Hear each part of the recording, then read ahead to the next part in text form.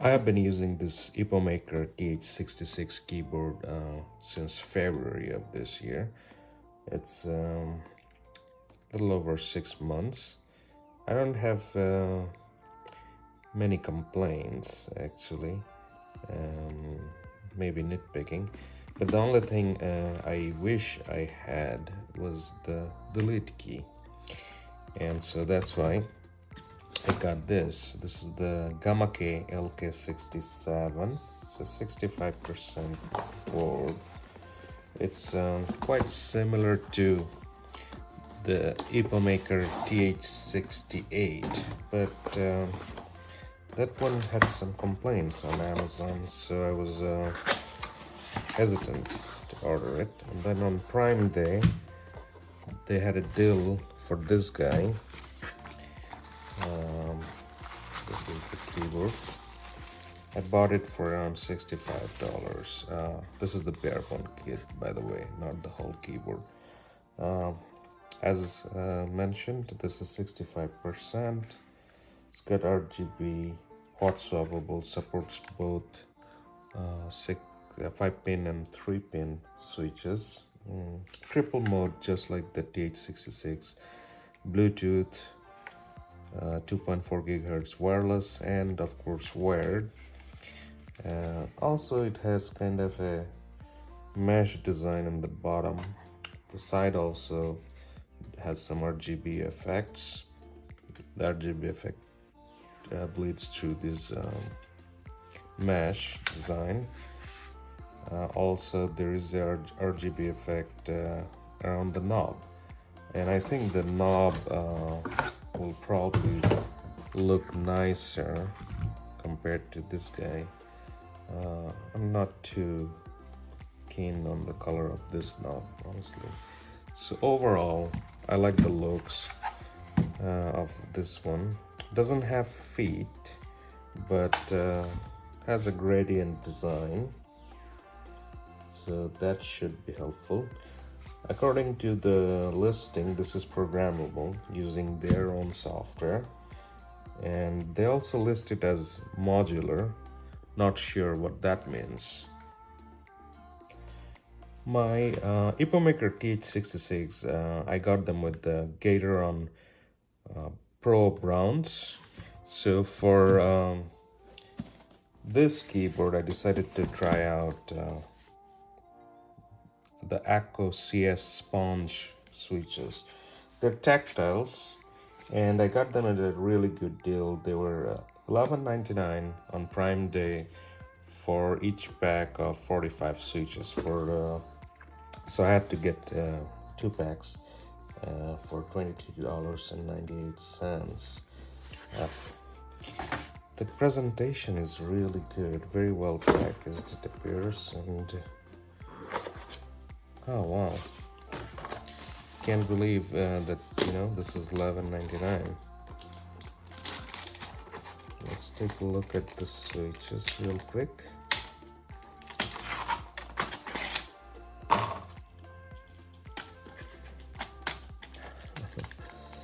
Slippery.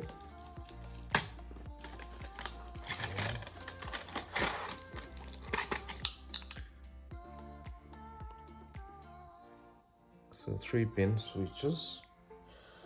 It's got north-facing LED slots, also compatible with SMD LED.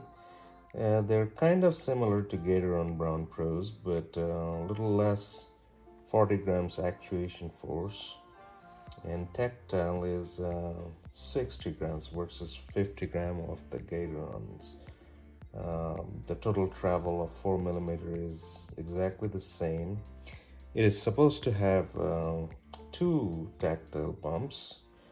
I'm not sure I'll be able to actually fill that.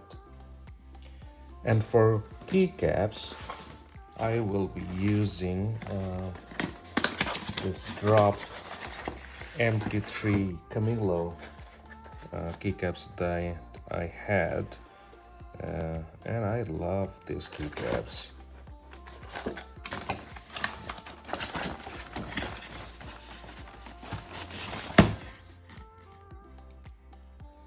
Got the first pack of 45 switches installed. I'm still amazed at the packaging. Just look at the switch box. Every single one, you know, form fitted inside this package. It's really cool. Now on to the second box of switches. So I installed all 67 switches. They went in smoothly, no sign of any bent pins. Let's power it up and see if all switches made contact. Looks like all of the switches have made contact. Look at the RGB glow around the knob and the sides and the back. Let's get the keycaps installed and start using this keyboard. Okay, so I got the keycaps installed. This is the back, the sides.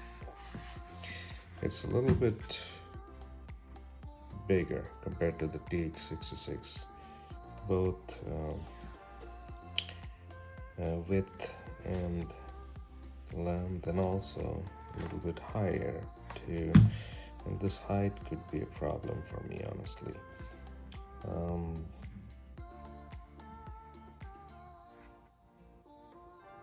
I used to love these MT3 profile keycaps, but after using the ones on the TH66, I feel these are probably better keycaps than the ones from Drop.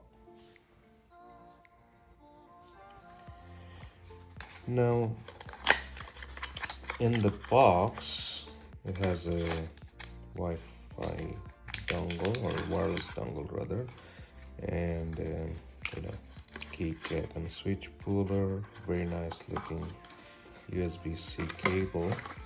The dongle was already paired to the keyboard, whereas in the case of the TH66, I had to actually pair that dongle.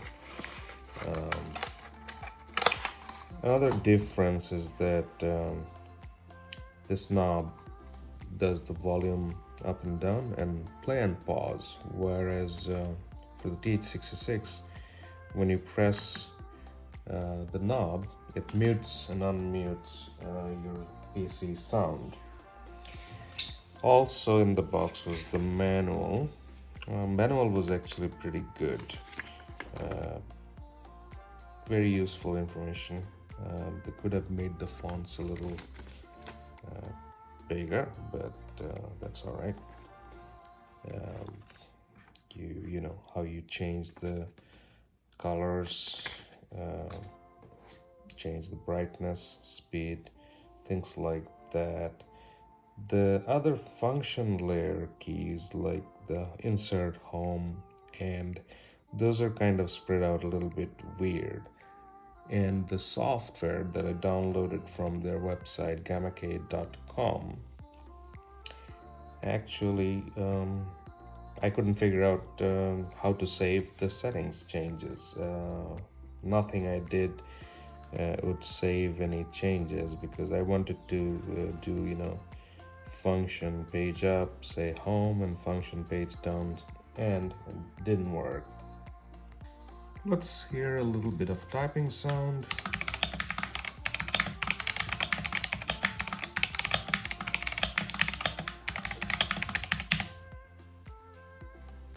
Now to compare the Gamakay with the TH66,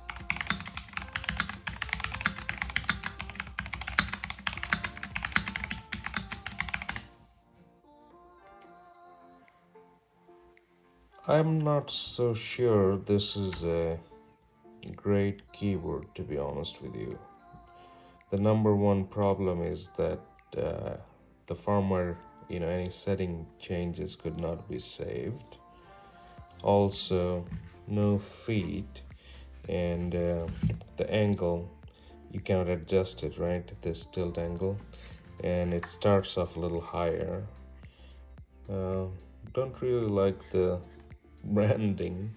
They could have just gone the IPO maker route and left out the branding from the sides or the fronts of the keyboard.